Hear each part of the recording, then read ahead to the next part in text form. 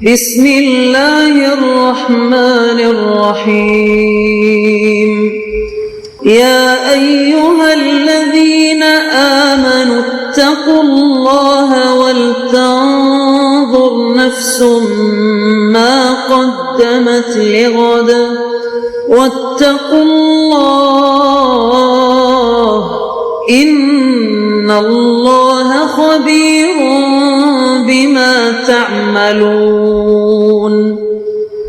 اے ایمان والو، اللہ سے ڈرتے رہو اور ہر شخص کو دیکھنا چاہیے کہ اس نے کل یعنی آخرت کے لیے کیا سامان بھیجا ہے، اور ہم پھر کہتے ہیں کہ اللہ سے ڈرتے رہو، بے شک اللہ تمہارے سب اعمال سے خبردار ہے۔ بسم اللہ الرحمن الرحیم، الحمد للہ رب العالمین، والصلاة والسلام على اشرف الانبیاء والمرسلین وعلى آلہ واصحابہ اجمعین ومن تبعہم بإحسان الى یوم الدین۔ قابل صد احترام حضرات شائقین و شائقات سچا پیغام، السلام علیکم ورحمۃ اللہ وبرکاتہ۔ آج کی محفل میراث النبی کے نورانی پروگرام میں آپ کا استقبال ہے۔ اہلا و سہلا مرحبا۔ ہم آپ تمام حضرات و مستورات کا خیر مقدم کرتے ہیں۔ محترم حضرات و خواتین، تعلیم کا آغاز ہو رہا ہے۔ سب سے پہلے آداب تعلیم کا لحاظ کرتے ہوئے تعلیم کی طرف متوجہ ہو جائیں۔ پورے دھیان سے سننا، عمل کی نیت سے سننا اور تبلیغ کی نیت سے سننا، یعنی سنی ہوئی باتیں دوسروں تک پہنچانے کے جذبے سے سننا۔ چند خاص آداب تعلیم ہیں، امید ہے کہ آپ حضرات ان آداب کا ضرور خیال رکھیں گے۔ جزاکم اللہ۔ بسم اللہ الرحمن الرحیم۔ والدین کے حقوق۔ اعوذ باللہ من الشیطان الرجیم۔ بسم اللہ الرحمن الرحیم۔ وقضى ربك ألا تعبدوا إلا إياه وبالوالدين إحسانا إما يبلغن عندك الكبر أحدهما أو كلاهما فلا تقل لهما أف ولا تنهرهما وقل لهما قولا كريما واخفض لهما جناح الذل من الرحمة وقل رب ارحمهما كما ربياني صغيرا۔ محترم ناظرین کرام، اس دینی اور ایمانی بیان کو سننے کے دوران ہی اس کو لائک کر دیجئے اور شیئر بھی کر دیجئے تاکہ دوسرے بھی اس سے فائدہ اٹھا سکیں۔ اللہ آپ کو جزائے خیر عطا فرمائے۔ ابھی میں نے جو آیت کریمہ تلاوت فرمائی ہے اس کا ترجمہ یہ ہے، اللہ رب العزت کا ارشاد ہے، اے لوگو میرے سوا کسی کی عبادت نہ کرو اور اپنے ماں باپ کے ساتھ حسن سلوک کرو۔ اگر تمہارے والدین میں سے کوئی یا دونوں بڑھاپے کی عمر کو پہنچ جائیں تو ان کو ہوں اور اف بھی نہ کہو اور ان کو نہ جھڑکو اور ان سے نرم اور شیریں لہجے میں گفتگو کرو، بات کرو، اور ان کے آگے عاجزی کا بازو جھکا دو اور کہو، اے میرے پروردگار میرے ماں باپ پر رحم فرما جیسا کہ انہوں نے مجھ کو چھوٹے سے پالا ہے۔ میرے دوستو، والدین کا حق اس سے بڑھ کر اور کیا ہو سکتا ہے کہ اللہ تعالیٰ نے اپنے حق کے ساتھ والدین کے حق کو گنایا ہے، شمار کیا ہے اور حکم کیا ہے کہ تمہارے ماں باپ میں سے کوئی یا دونوں بوڑھے ہو جائیں اور تمہیں کچھ سخت و سست کہہ دے تو ان کو مارنا یا ڈانٹنا تو دور کی بات، اف بھی نہ کہو، ہوں بھی نہ کہو، کیونکہ بیچارے اب بوڑھے ہو چکے ہیں۔ بڑھاپے میں عموماً دماغ ضعیف ہو جاتا ہے، کمزور ہو جاتا ہے، عقل ٹھکانے نہیں رہتی، جسم کی پوری مشینری سست پڑ جاتی ہے، ہاتھ پاؤں پھرتی سے حرکت نہیں کرتے، دماغ آسانی سے سمجھ نہیں سکتا، آنکھیں آسانی سے دیکھ نہیں سکتی، کان آسانی سے سن نہیں سکتے، ایسے ہی زبان سے کڑوے الفاظ نکل سکتے ہیں، دماغ میں ہمارے مزاج کے خلاف باتیں آ سکتی ہیں، آنکھیں غلط دیکھ سکتی ہیں، کان غلط سن سکتے ہیں، ہاتھ اور پاؤں لغزش کھا سکتے ہیں، جسم میں طاقت کے نہ ہونے کی وجہ سے مزاج چڑچڑا ہو سکتا ہے۔ جب جوان تھے، بازوؤں میں طاقت تھی تو تمہارے ناز اٹھائے، نخرے برداشت کیے، تمہارے ہونٹوں پر تبسم سجانے کے لیے تمہاری بڑی بڑی فرمائشوں کو پورا کیا، تمہاری آرزوؤں کو پورا کرنے کے لیے اپنی آرزوؤں کو دفن کر دیا، تمہارے سنہرے خوابوں کو شرمندہ تعبیر کرنے کی خاطر اپنے سپنوں کا شیش محل چکنا چور کیا، تمہاری خواہش کو پورا کرنے کے لیے اپنی خواہش کا گلا گھونٹا، خود بھوکے رہے مگر تمہیں کھلایا، خود پیاسے رہے مگر تمہیں پلایا، خود ننگے رہے مگر تمہیں پہنایا، خود روتے رہے مگر تمہیں ہنسایا۔ وہ دن یاد کرو جب تم بالکل چھوٹے تھے، ذرا ذرا سا بولنا سیکھا تھا تو اپنی تتلی زبان میں بار بار اپنے والدین سے پوچھتے تھے، اماں یہ پانی ہے، ابا یہ پانی ہے، ہاں بیٹا ہاں یہ پانی ہے، اور وہ بار بار تمہاری باتوں کے جواب میں ہاں بیٹا ہاں کہتے تھے، خفا اور ناراض ایک بار بھی نہ ہوتے تھے۔ اس لیے نمک حلالی کا تقاضا ہے کہ ان کی دل و جان سے خدمت کرو، ان کی جائز باتوں کا احترام کرو، ان سے کوئی لغزش ہو جائے یا وہ تمہارے مزاج کے خلاف کوئی بات کہہ دیں، اس کو خندہ پیشانی سے برداشت کر لو۔ میرے عزیزو، ہمارے والدین نے بچپن میں ہمارے جو ناز اٹھائے ہیں، جو محبتیں دی ہیں، ہم زندگی بھر ان کا بدلہ نہیں چکا سکتے۔ اس لیے اللہ رب العزت نے قرآن مقدس میں ارشاد فرمایا، قُل رَّبِّ ارْحَمْهُمَا كَمَا رَبَّيَانِي صَغِيرًا، اے لوگو تم اپنے والدین کی شفقتوں اور محبتوں کا بدلہ نہیں چکا سکتے۔ ماں باپ کی کرم فرمائیوں کا بدلہ چکانا تمہارے بس کا روگ نہیں، اس لیے تم مجھ ہی سے دعا کرو کہ اے میرے پروردگار، میرے ماں باپ نے مجھے جس طرح چھوٹے سے پالا ہے، بچپنے سے پالا ہے، اسی طرح میں اپنے ماں باپ کو محبتیں نہیں دے سکتا، اس لیے تو ان پر رحم فرما اور ان کو اپنی نوازشوں میں ڈھانپ لے، کیونکہ صرف تو ہی ہماری جانب سے ان کی محبتوں کا بدلہ چکا سکتا ہے۔ نوجوانان اسلام، والدین کے حقوق کو اس سے اندازہ لگائیے۔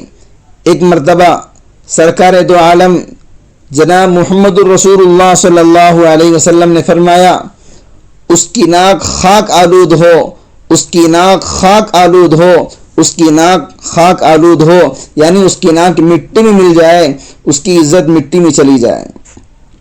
صحابہ نے عرض کیا، حضور کس کی ناک مٹی میں مل جائے، کس کی ناک خاک آلود ہو؟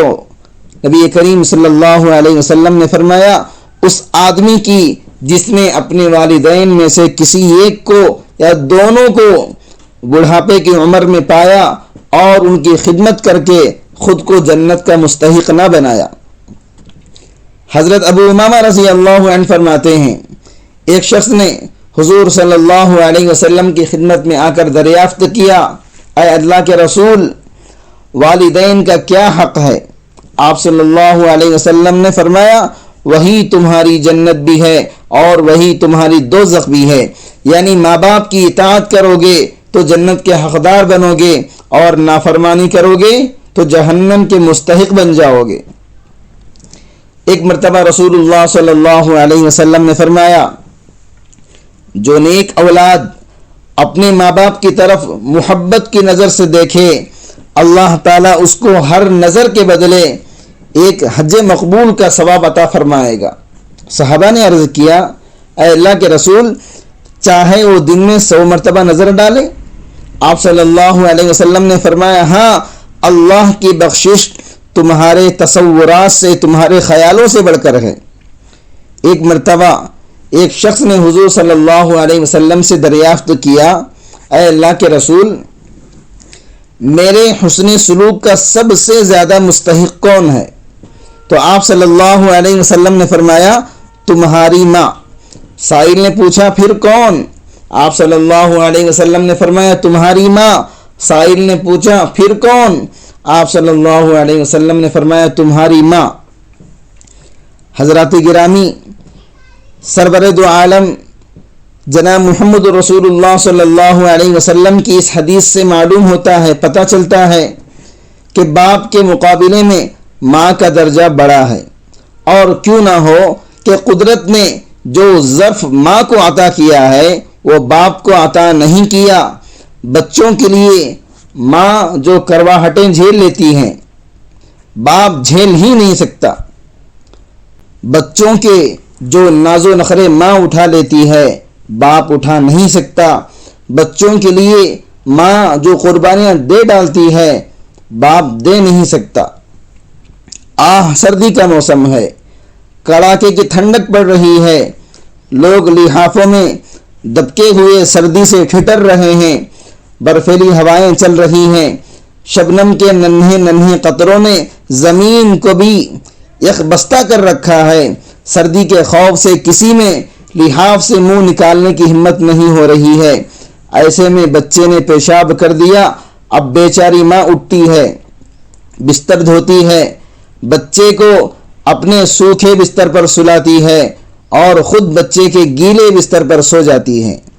اور کبھی بچے کی طبیعت خراب ہو تو بیچاری ماں رنج و غم سے ماری ماری پھرتی ہے، پریشان پھرتی ہے۔ ہے کسی مرد میں اتنا ظرف کہ اپنے بچے کے لیے اتنی بڑی قربانی دے سکے؟ میں نہیں کہتا کہ باپ بچوں کے لیے قربانیاں نہیں دیتا، باپ بھی اپنے بچوں کے لیے بھاری سے بھاری قربانیاں دے دیتا ہے۔ بیچارہ بچوں کے ہونٹوں پر مسکراہٹیں سجانے کے لیے پردیس سدھارتا ہے، پردیس جاتا ہے، والدین سے دور، بیوی بچوں سے دور، بہنوں سے دور، بھائیوں سے دور، عزیز رشتہ داروں سے دور، وطن والوں سے دور، چند روپیوں کے لیے زندگی کا بنباس کاٹتا ہے۔ خود قیمتی لباس نہیں پہنتا کہ بچوں کو کیا پہنائے گا، خود عمدہ کھانے نہیں کھاتا کہ بچوں کو کیا کھلائے گا، خود شاندار گھروں میں نہیں رہتا کہ زیادہ پیسے خرچ ہو گئے تو بچا کر بچوں کو کیا دے گا۔ 2 روپے کی چائے پیتا ہے، جب بھی اپنے بچوں کا خیال ہوتا ہے تو روزانہ اتنے پیسے خرچ ہوتے رہے تو بچوں کو کپڑے اور کھانے پینے کی چیزیں کیسے بھیج پائے گا۔ اس کا وہ لمحہ بڑا دردناک ہوتا ہے جب وہ کام کر کے گھر لوٹتا ہے، سر میں درد ہے، بدن ٹوٹ رہا ہے، شدت تکلیف کے باعث آنکھوں میں اندھیرا سا چھا رہا ہے۔ ایسے میں چولہا بھی جلاتا ہے، ہانڈی بھی مانجتا ہے، کھانا بھی پکاتا ہے اور زندہ رہنے کی خواہش میں چند لقمے زہر مار کر سو جاتا ہے، مگر درد کے باعث نیند نہیں آتی۔ دل کی نگری میں بچوں کے معصوم قہقہوں اور بیوی کے دل فریب مسکراہٹوں کو کھوجتا ہے۔ پڑوس میں کئی لوگ رہتے ہیں جو بیوی بچوں کے ساتھ شان کی زندگی جی رہے ہیں، کبھی کبھار پڑوس کے بچوں کے دلکش قہقہے اس کی سماعت سے ٹکراتے ہیں۔